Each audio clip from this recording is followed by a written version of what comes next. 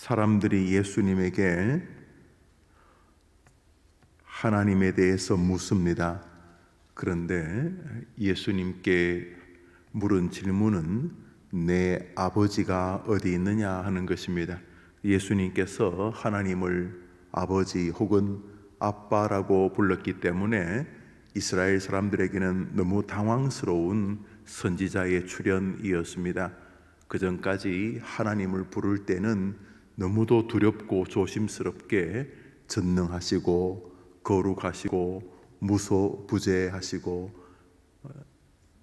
이렇게 하나님을 크고 어미하고 또 우리와는 너무나 거리가 먼 분으로 두렵게 불렀에 비해서 예수님은 하나님을 내 아버지 이렇게 부르시거나 혹은 아빠라고 부르셨습니다. 아바, 아버지 이렇게 말이죠.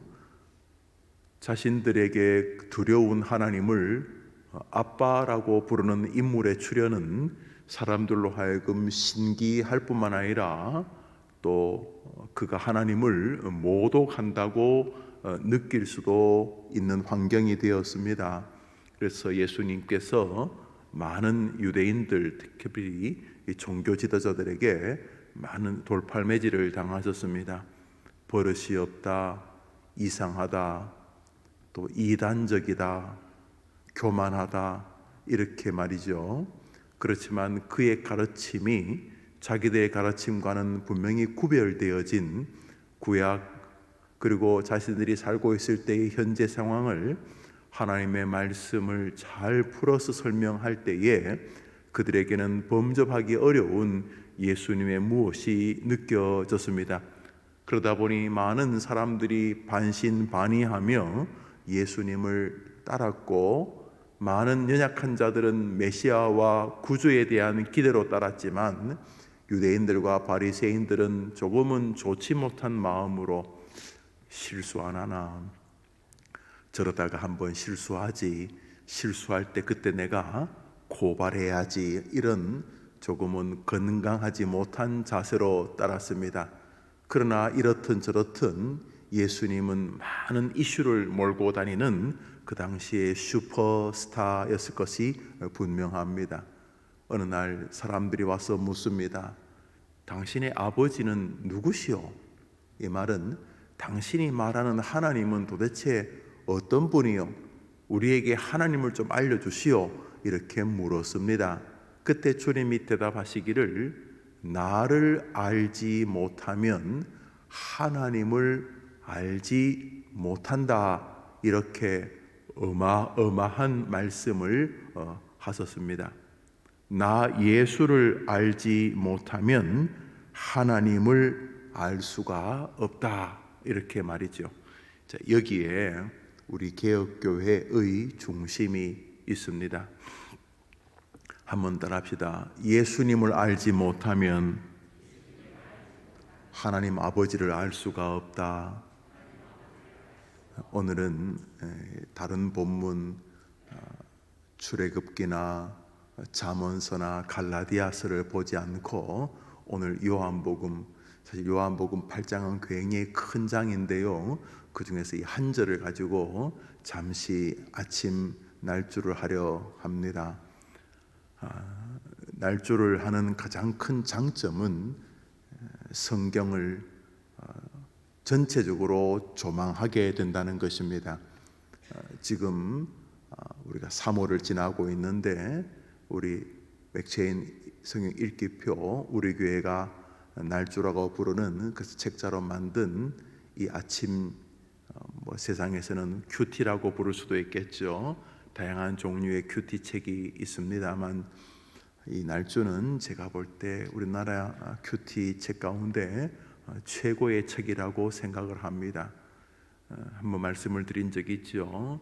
저와 저 시드니 해림교회에서 목회하는 홍상은 목사님이 두 사람이 한 10년 정도 두란노 서원에 우리나라 그런 출판사가 있는데 거기서 나오는 생명의 삶이라고 하는 큐티 책을 썼습니다. 출판사에서 맡기는 것이 거의 두 사람에게 10년쯤 맡긴 거죠. 제가 이 해림교회 와서도 한동안은 썼으니까요. 그 외에도 성서 유니온에서 나오는 말씀 매일 성경이라고 하는 그런 큐티가 있고, 그 외에도 이런 종류의 책들이 많이 있습니다. 큐티 quiet time, 그래서 하나님하고 조용한 시간을 갖는다. 뭐 그 조용한 시간에 이제 기도하고 말씀 본다, 뭐 이런 뜻이 되겠죠. 그래도 꽤 많이 이렇게 사람들이 보는 책을 제가 쓰면서 느끼는 것이, 제가 저자이지만 굉장히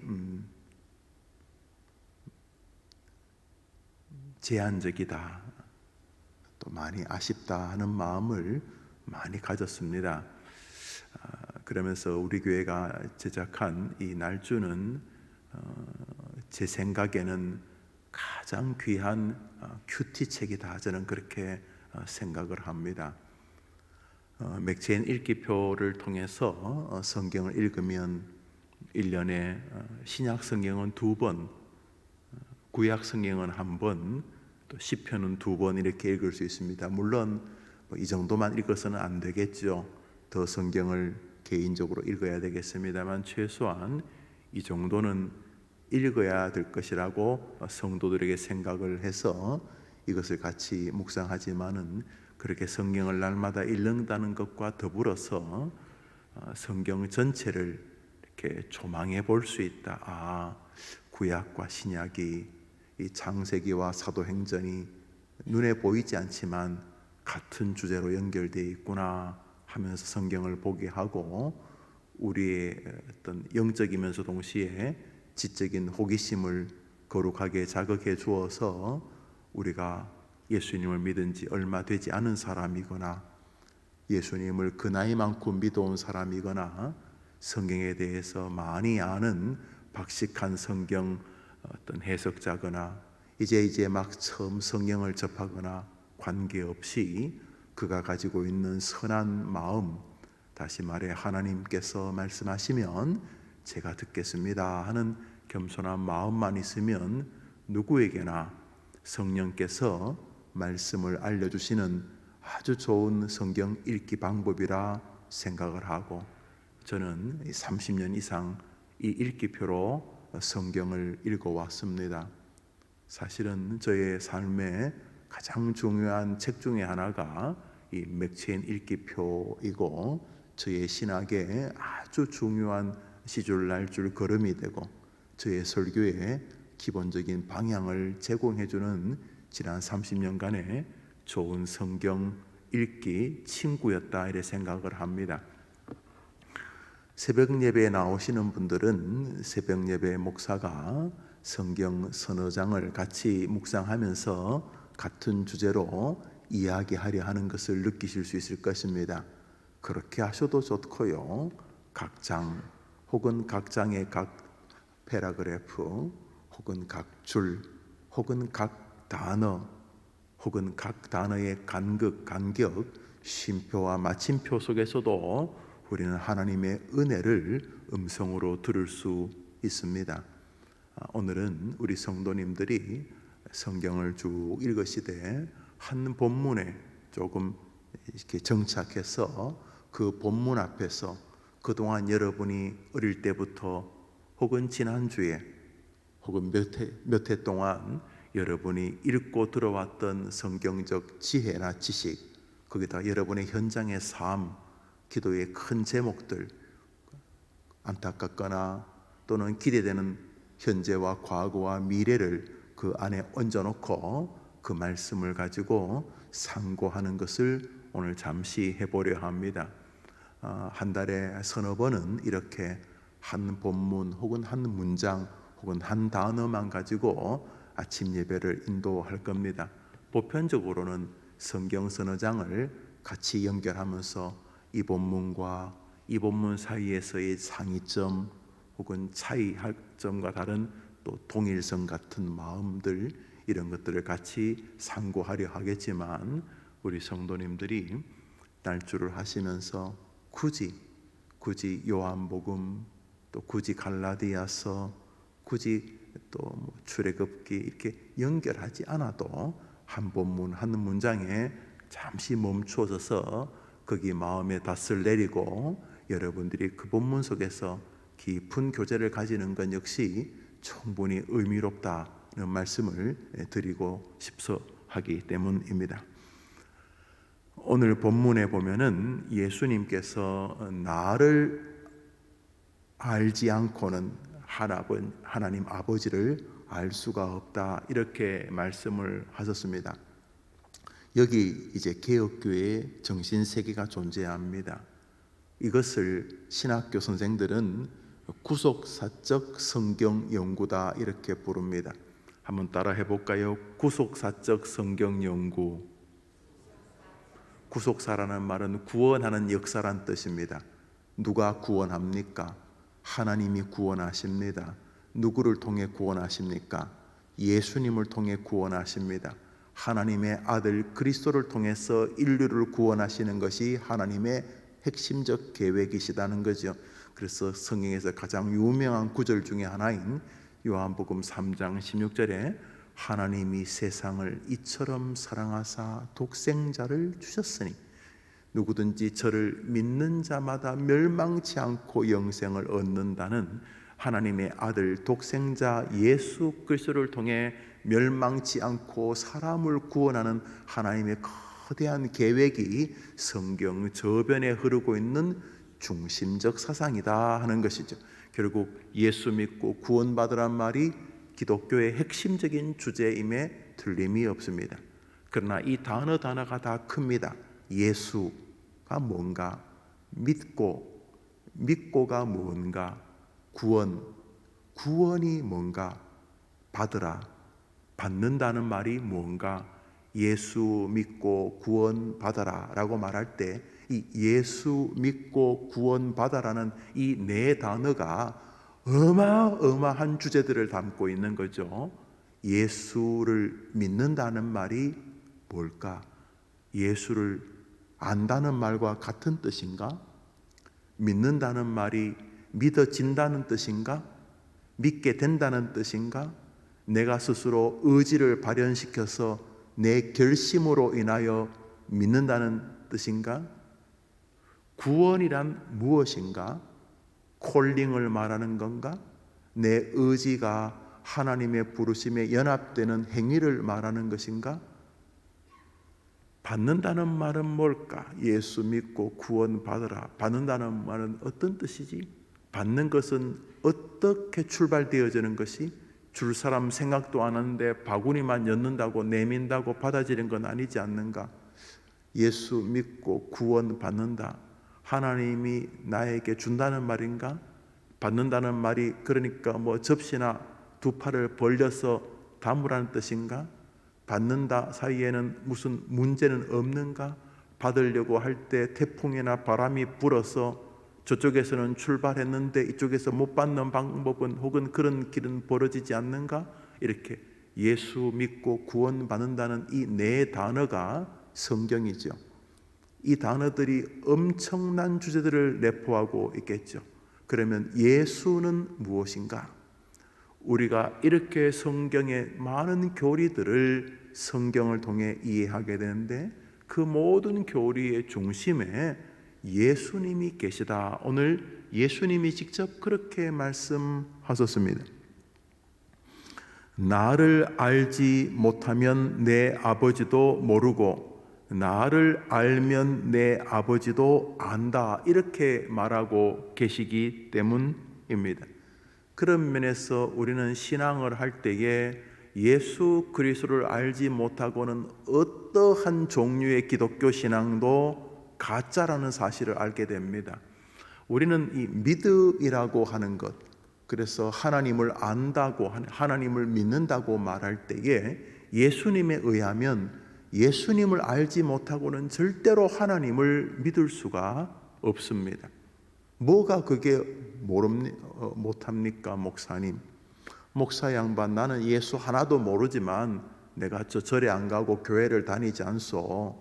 나는 기독교에 뭐 들은 건 있지만 늘 졸리고 뭐 성경책 읽어보려고는 하지만 잘 읽을 마음도 없고, 나는 사실 뭐 예수나 뭐 성령이나 베드로나 뭐 하나님이나 나는 다 그게 그거요.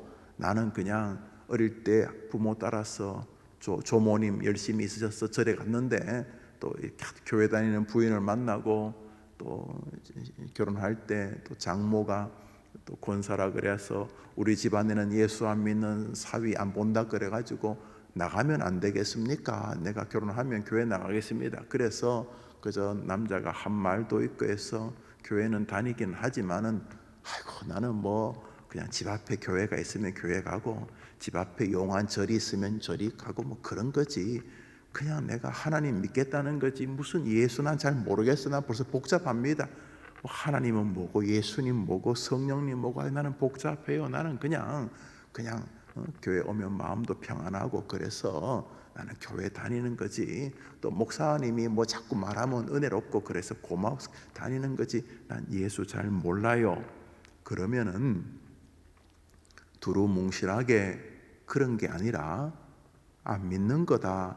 예수님의 말에 의하면은 나 예수를 알지 못하고는 내 아버지를 알 수 없다 그랬으니, 그 사람은 교회를 다닌다는 것이 하나님을 믿는다고 말하겠지만 예수님에 의하면은 자신을 예수를 알지 못하고는 도무지 하나님에 대해서 아는 것이 없다는 논리가, 이는 예수를 믿지 않으면 하나님을 믿는 것이 아니란 뜻과 같은 것이기 때문에, 기독교는 어릴 때부터 아이들에게 예수님을 통하여 하나님을 알아가는 것을 가르쳐야 하는 거죠. 영아부터 철이 들어서 말귀를 알아들을 때부터는 예수님을 통하여 하나님을 아는 아이로 키워야지 기독교인이죠. 아니면 자꾸 예배당 숫자만 채우는 사람이 되는 거죠. 뭐 그 시간에 딴짓 하는 것보다는 교회 오는 게 좋겠지만은, 수학 시간에 하나도 알아들을 수 없는 러시아 말 하는 것 같이 앉아 있으면 그 아이 얼마나 힘들겠습니까? 선생님은 칠판 가득히 뭐가 어떻고 뭐가 어떻게 분수가 어떻고 미분이 어떻고 적분이 어떻고 무슨 뭐 고차 방정식이 어떻고, 선생님은 칠판에 막 땀 뻘뻘 흘리며 쓰지만 아이는 도대체 무슨 말인지 몰라서 그저 수업 시간에 꼬부랑 글씨 몽골 단어, 최근에 제가 몽골 성경책을 봤는데 우리가 무슨 이렇게 노트에 뭐 공부하기 싫으면 질질질 이렇게 흘린 것처럼 다 낙서 같은 게 말이더라고. 희한하게 글씨가 낙서 같아요. 낙서 이게 뭐 지렁이 기어가는 어디가 뭐가, 야 참 세상에 글도 다른 나라 사람이 우리나라 글 보면 그렇게 느끼겠습니다만, 야 그 참 글도 희한하게 생겼다. 수업 시간에 선생님이 1시간 내내 뭐라고 하는데 몽골 말처럼 보일 수 있어요. 러시아 말처럼 뭔 소리인지 도무지 모를 것처럼. 우리 아이들을 교회에 그렇게 3년 6년 잡아두니까 애들이 정말 성자예요. 뭔 소리인지도 모르는데 앉아가지고 믿으라고 하니 이 죽을 지경 아니겠습니까? 어른들이야 알아도 앉아 있을 수 있고 몰라도 앉아 있을 수 있고, 그저 세상에 하도 기가 막힌 게 많은 걸 살아보니까 이해 안 돼도 이해되는 것처럼 앉아 있을 수 있고, 그래서 어른들이야 뭐 그렇게 앉아 있더라도 우리 아이들은 기독교의 핵심적인 주제를 알아야지만 하나님에 대해서 알아가는데, 예수님에 대해서 알지 못하면 하나님에 대해서 알 방법이 없다고 예수님 말씀했으니, 기독교는 결국 하나님을 알아가는 것인데, 하나님을 알아야 믿고 믿어갈수록 은혜를 경험하게 될 텐데, 예수라고 하는 이 핵심 키를 알지 않고는 절대로 하나님을 알 수가 없다라고 예수님이 직접 말씀하셨으니까 이것은 빼도 박도 못하는 것이죠. 그래서 우리 개혁교회 리폼드 처치라고 하는 이 개혁교회는 어머니 기도회 때도 말했습니다만 또 어제도 말씀드렸습니다만 개혁교회라는 말은 과거에 부패한 가톨릭에서 벗어나서 올바른 성경 중심의 교회, 성경 돌아가자. Back to the Bible, 솔라 스크립투라.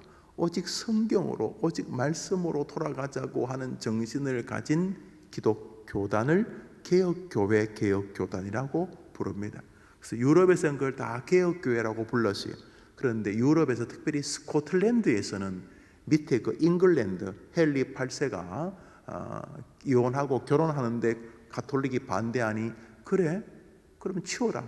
나도 하나 만든다 해서 영국에서는 수장령이라 그래가지고 헨리 8세가 캐서린하고 이혼하고 결혼하고 뭐 그런 문제를 자기 마음대로 하려고 나는 더 이상 가톨릭의 지도를 받지 않겠습니다. 우리 영국은 우리 나름대로의 기독교를 시작하겠습니다. 그게 처치 오브 잉글랜드, 성공회라고 부릅니다. 성공회. 우리나라 성공회도 뭐 그 영향이 있죠. 로처치, 하이처치가 있는데 한쪽은 좀 복음적이고 한쪽은 좀 인본적이다 이렇게 보통 생각을 합니다. 우리나라는 좀 이렇게 뭐 좋게 말하면 민주화 뭐 이런 쪽에 좀 관심이 많은 성공회가 되어버렸는데 여튼간에 이 처치 오브 잉글랜드 그 성공회 신학을 개혁교회는 동의하지를 않았습니다.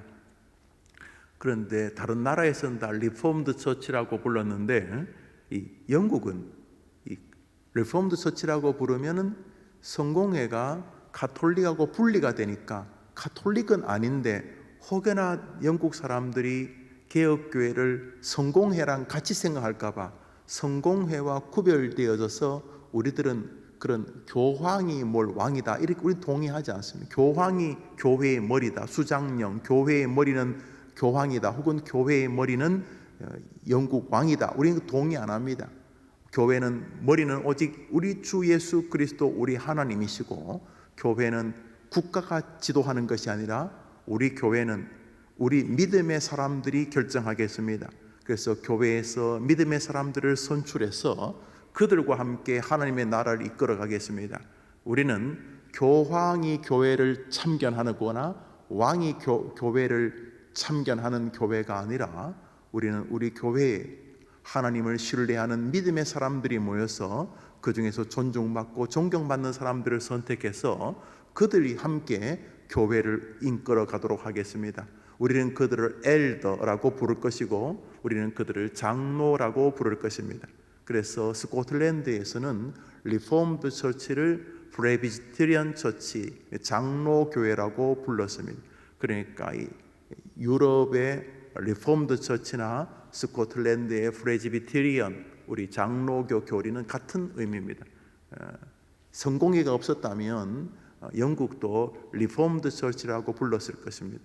옆에 성공회가 가톨릭은 아니니까 그냥 리폼드 개혁이라 그러면 또 헨리 8세는 자기도 나름대로 개혁이라고 우기고 있기 때문에 우리는 성공회가 아닙니다 라는 의미에서 프레스비테리안 장로교회라는 이름을 썼습니다. 이렇게 유럽의 종교개혁 1517년에 마틴 루터를 중심으로 한 이 종교개혁의 정신에 굳게 설 때 특별히 성경 중심적 신앙을 가진 스코틀랜드의 사람들의 후예가 바로 우리 장로교회입니다. 그 대표적인 인물이 존 낙스였습니다. 그래서 우리 개혁교회 특히 대한민국의 이 프레스비테리안 처치는 스코틀랜드의 정신을 잇고 있습니다. 그 교리의 핵심이 무엇인가? 예수 그리스도 중심적 성경 이해입니다. 그래서 어제 제가 출애굽기에 거룩한 옷을 입고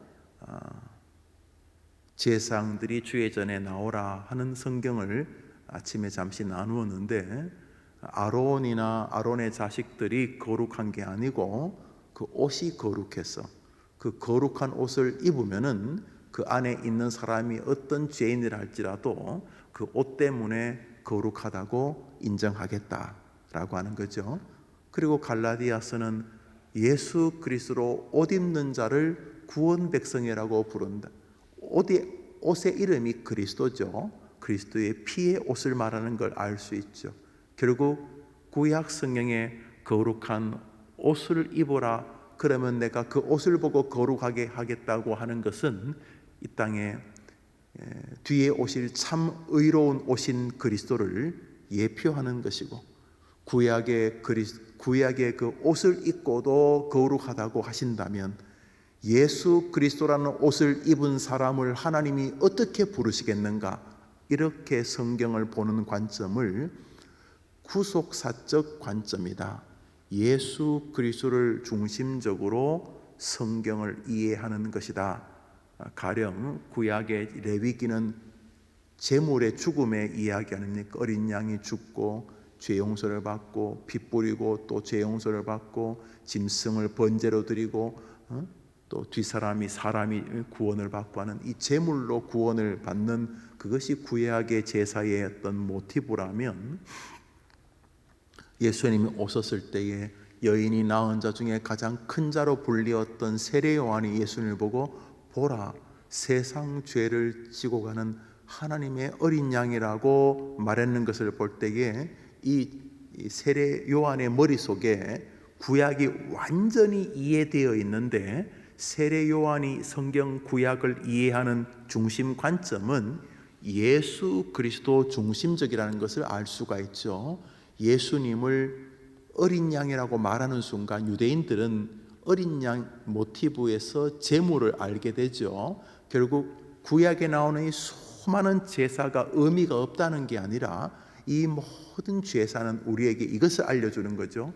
그런 양이나 그런 소를 바쳐서 그 짐승의 제물을 통해서도 죄 용서를 받는다면, 하나님의 아들이 우리의 죄를 지고 제물이 되었다면 그 옛날 양이나 소나 비둘기의 죄 용서의 효력이 있었다면, 구약에 그렇게 하라고 해서 죄 용서를 받은 게 레위기 구약이니까, 그러면 그런 짐승 따위를 통해서도 그 어떤 특정한 죄를 용서해 주셨다면, 이런 짐승들과는 비교를 할 수 없는 하나님의 아들의 제물의 가치는 어느 정도가 되겠는가? 네가 죄가 많으냐 적으냐 떠나서 너하고 상관없이 이 제물의 가치가 어느 정도겠느냐, 이 제물이 어느 정도의 효력을 발휘하겠느냐?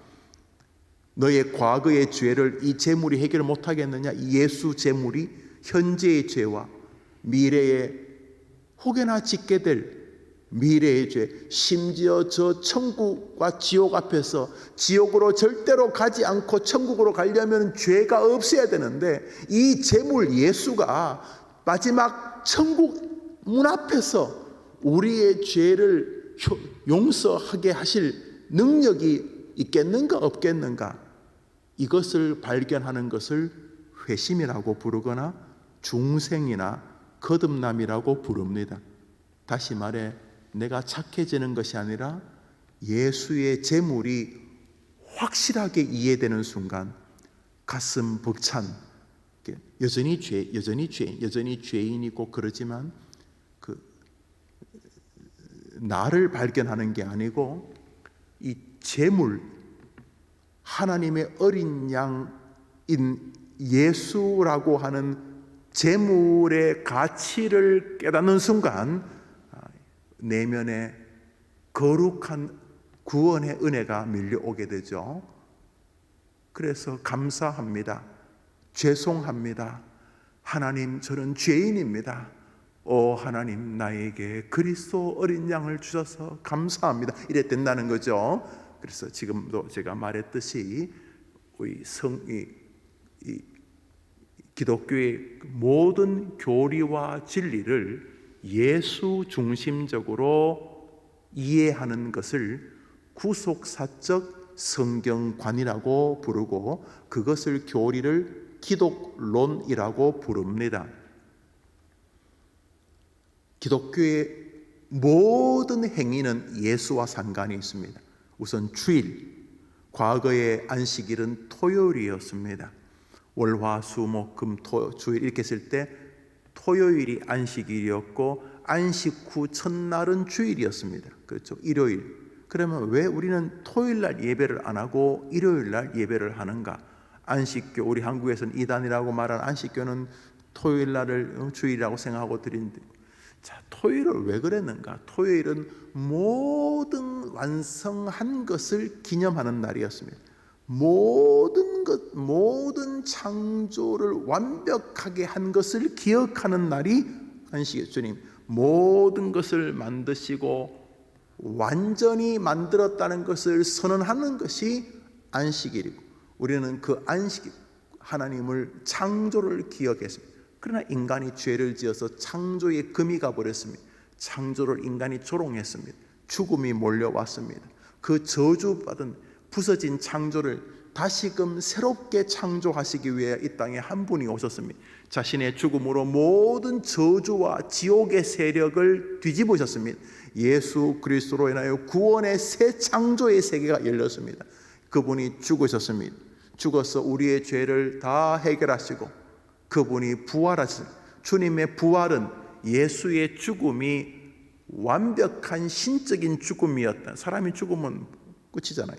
예수의 죽음 이후의 부활은, 부활, 주일날 주님이 부활하시지요. 주님의 부활은 아담과 하와로 인류가 이어져 온 죽음의 저주를 끊고 다시 구원과 새 생명의 세계로 재창조, 다시 창조하셨다. 첫 번째 아담이 망친 것을 두 번째 아담 예수 그리스도가 새롭게 만드셨다. 그래서 성자 하나님이신 그리스도를 통해서 모든 저주의 세계를 새롭게 창조하셨다. 그래서 구약은 옛 창조를 기억하는 것이라면 신약의 안식일인 주일은 재창조, 저주의 세계를 그리스도 안에서 새롭게 창조하신 것을 기념하는 날입니다. 그러므로 주일, 로드스 데이, 예수 그리스도의 날이라고 하는 이 주일은 구약 안식일로 인하여 지어져 왔으나 죄로 인하여 무너진 하나님의 창조 사역을 예수 그리스도가 새롭게 완성시킨 재창조의 날로 인정하는 것이니 어느 것이 더 가치로운 기억이 되겠는가? 그래서 주일은 예수 그리스도를 통한 저주의 세계를 구원의 세계로 새롭게 만드신 새로운 창조를 기억하는 날이니 구약의 안식일과 정신이 동일합니다. 창조를 기념한다는 측면에서. 그럼에도 불구하고 이 주일은 주님의 죽으심에서 다시 일어나심을 기억한다는 측면에서 주일 예배를 드린다는 것 역시 예수 그리스도를 높인다는 것과 같은 것입니다. 기독교의 모든 교리는 이렇게 예수님과 연결되어져 있습니다. 그래서 조금만 성경을 읽으면 성경에서 예수님을 떼놓고는 창세기가 해석이 안 됩니다. 출애굽기, 말라기도 해석이 안 됩니다. 잠언, 시편도 마찬가지입니다. 결국 예수 그리스도가 성경의 중심이요, 예수 그리스도를 통해서만이 정말로 하나님의 진리를 알게 된다는 것을 우리가 동의하게 됩니다. 이것이 오늘 예수님이 직접 하신 말씀이죠. 두 번째로, 끝으로, 그러면 예수님을 통해서만 하나님을 안다고 예수님이 말씀하셨으니 우리가 하나님의 은혜, 하나님의 축복, 하나님의 능력, 하나님이 주시는 위로, 하여튼 기독교의 모든 것은 다 하나님으로부터 오기 때문에 그 하나님의 모든 것을 얻기 위해서는 반드시 예수님을 통해야 되는데, 그러면 예수님은 도대체 어떻게 알 수 있느냐 하는 것이죠. 모든 좋은 것은 하나님으로부터 오잖아요. 주일학교에서 고마우신 예수님 감사함 이렇게 기도하는 게 뭐 지옥 갈 일은 아니지만 교리로서는 어긋난 기도죠. 우리는 예수님께 기도하지 않죠. 우리는 하나님께 기도하죠.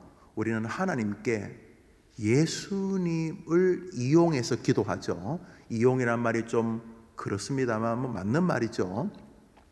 예수님에게 나름대로 압력을 가하는 거잖아요. 뭐 치맛바람 같은 거죠. 자식을 위해서 엄마가 누군가에게 뭐 영향력을 행사할 때 치맛바람이라고 하죠. 우리는 거룩한 예수바람, 다시 말해 하나님, 예수님 보고, 제발 예수님 보고 나를 좀 도와주십시오. 이렇게 선생님하고 저희 아버님하고 친구셨다는 거 압니다. 선친이 돌아가셨지만 선생님 우리 아버님 보시고 한 번만 좀 이렇게 도와주십시오. 이렇게 뭐 죽은 아버지 부탁해서 이게 통해서 뭐 은혜를 입는 사람, 은혜를 요청한 사람 있다고 칩시다. 예를 들어서 그거 아닙니까? 모든 말씀, 오 하나님, 모든 말씀, 모든 소원 예수님의 이름으로 기도합니다. 이게 뭡니까? 예수님 이렇게 움직여서 하나님에게 영향력을 행사하려는 게 그게 기도 아닙니까? 그런데 하나님이 그것을 요구하십니다. 네가 아무리 기도해봐야 네 기도는 너야 뭐 거룩해 보이겠지만 내 하나님이 볼 때는 네 기도는 쓰레기다, 쓰레기. 엄청나게 대단한 걸 기도해도 내가 볼 때 그거 쓰레기다, 쓰레기. 그 하늘나라 쓰레기통에 다 집어넣어야 될. 그렇지만 너가 내 아들 예수의 이름으로 기도한다면, 너를 볼 때는 볼 거 없지만은 내 아들 예수의 이름으로 부탁한다면은 내가 예수를 보고 네 기도에 응답해 주겠다. 이게 기도 아닙니까? 그러니까 예수님 이름으로 기도하는 거죠. 안 그러면 뭐 여러분 이름으로 기도하든지 아니 김용우 목사 이름으로 기도할 것 아닙니까? 예수님 이름으로 기도하는 건 예수님 통해서만 은혜를 얻는다 이 말 아닙니까? 자, 그러면 예수를 알지 못하고는 도대체 아무것도 안 되는데, 하나님 앞에서 우리가 하나님 앞에 은혜를 얻으려면 반드시 예수를 통해야 되는데 예수님 저렇게 말씀하시는, 나를 알지 못하, 아버지를 알 수가 없다. 그러면 어떻게 예수님을 알 수 있는가? 성경입니다. 성경이 아니고 저나 여러분이 도대체 어떻게 예수님을 압니까? 날마다 꿈을 꿉니까? 아침 저녁으로 계시를 받습니까? 저나 여러분이 도대체 어떻게 예수님을 알 수 있습니까? 하나님은 우리가 예수님을 알도록 성경을 주셨습니다. 에덴 동산에서 타락하기 전에는 성경이 필요 없었습니다. 그저 저절로 알았습니다. 그냥 눈 뜨면 해안이 열렸습니다. 흙을 봐도 하나님을 알 수 있었고, 작은 민들레 꽃 하나만 봐도 하나님을 알 수가 있었습니다. 날아가는 새를 봐도 하나님 알 수 있고, 아침 저녁에 해와 달과 별을 보면서도, 콧등을 스치는 바람을 통해서도 하나님을 완벽하게 알 수 있었습니다. 그러나 타락함으로써 하나님을 알 만한 모든 기능이 다 망가져 버렸습니다. 이제는 특별 계시, 성경이 아니고는 우리가 예수님을 알 방법이 단절되었습니다. 정리해 봅니다.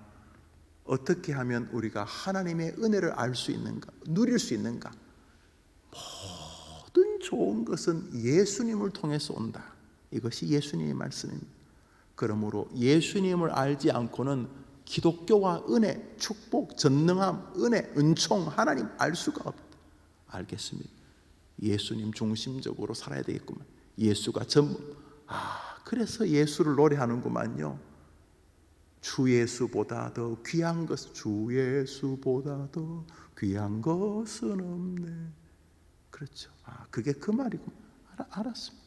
자, 그러면 예수님 어떻게 압니까? 성경입니다. 그래서 기독교인들은, 이 개혁교회 성도들은 어릴 때부터 아이들에게 성경에 익숙한 사람으로 키워내는 것입니다. 이제 인생이 다 끝났다 칩시다.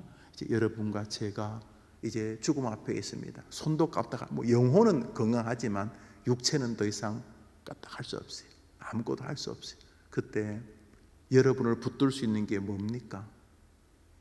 하나님의 성경입니다. 수고하고 무거운 짐진 자들아, 다 내게로 오라. 내가 너희를 쉬게 하리라. 두려워 말라. 내가 너와 함께 함이니라. 놀라지 말라. 하나님의 말씀, 성경만이 여러분의 임종의 순간에 여러분을 단단하게 지키고 위로할 유일한 힘이라는 것을 여러분이 예상할 수 있지 않습니까? 아닙니까? 우리는 어떻게 예수님을 아는가? 성경을 통해서인 것입니다. 오늘 하루 그 하나님을 아는 은혜 중심에 계신 예수님을 사랑하고 높여드리는 하루가 되기를 바랍니다.